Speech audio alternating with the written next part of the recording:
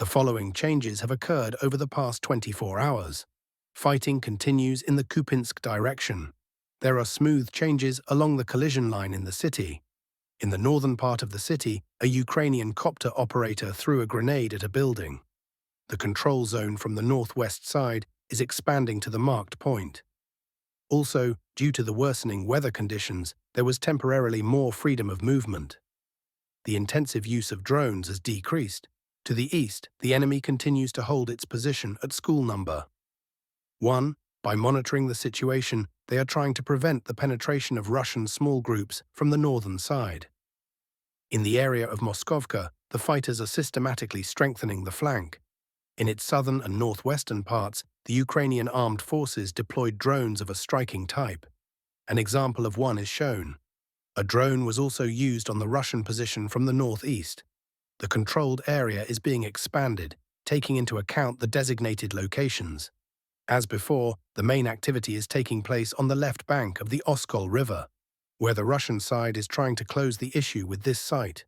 Warriors strive to accumulate strength in Kucherovka and Podolsk for subsequent attacking actions. There is an active struggle for air control in the Kurilovka area. Slightly to the south of the Ukrainian armed forces, they tried to neutralize a Russian drone with their drones. 2 attempts were unsuccessful. The second one is shown, in which a Ukrainian kamikaze drone tried to destroy a Russian one by detonating at close range.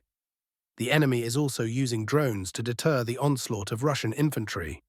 The reset is shown at the designated Russian point in the building.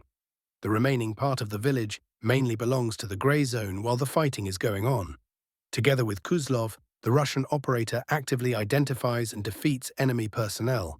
In the above example, closer to the central part, the AFU group of at least 6 people moved towards the front line.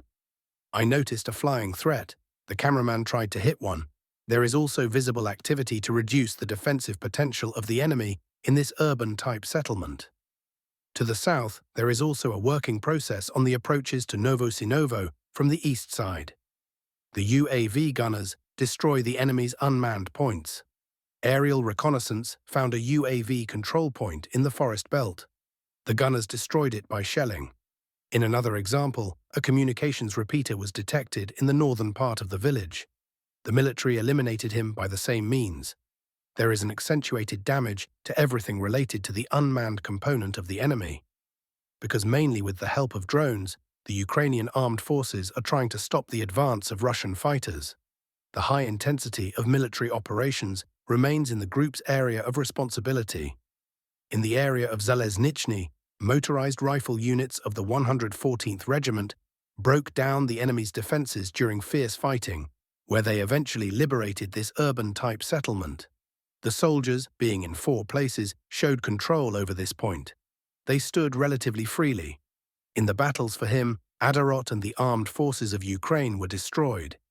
Its capture opened up the possibility of developing an offensive along the road. Zaleznichnaya, Gulyai Polskaya, Orekov. There are 27.5 kilometers left from this section to that city in a straight line. Orekov is an operational target of one of the 3 unaffiliated cities in the Zaporizhzhia region. The enemy, despite the constant losses in equipment and manpower, is always active. It uses the tactics of rapid penetration with access to the territory of the immediate rear. In the last summary, the events of the Russian video were reviewed. Later, the most remote location of the AFU presence was additionally determined. The crew in an armored vehicle was able to reach the central part of Dobropol. The operator of the FPV drone finished her off. Other drones captured the moment of defeat. The route was not shown in the shooting. However, in the previous fragment, the equipment was moving in the northern part of the village in a southerly direction. That is, the enemy was temporarily able to penetrate far into the territory under the control of the Russian side. The Ukrainian side is stubbornly trying to seize the initiative in this sector of the front. The Far Eastern warriors thwart their intentions and continue to approach the regional center. There is still active fighting in the Zaporizhzhia area. In the Primorsky region, the paratroopers are pressing to begin squeezing the Ukrainian forces out of Malokatarinovka. The fighters are supported by Hurricane jets. In this action, the Ukrainian armed forces' positions in the southern part of this village were covered with shells.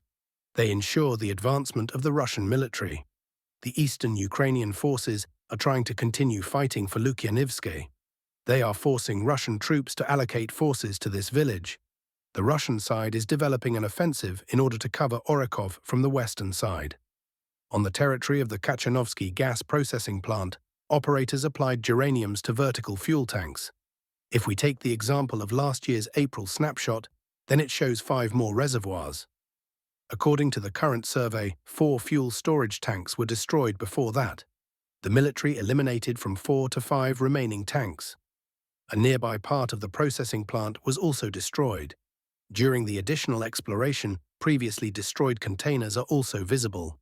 A radar drone destroyed a Ukrainian locomotive, which was located separately at a railway station. A little to the east, a traction substation with a maximum voltage of 110 kilowatts was hit by the same vehicle. Timely deliveries of reserves of weapons of the armed forces personnel to the northeastern part of the Sumy region are disrupted. There, a division of the North Group is developing an offensive on the outskirts of Kulanov. The fighting continues.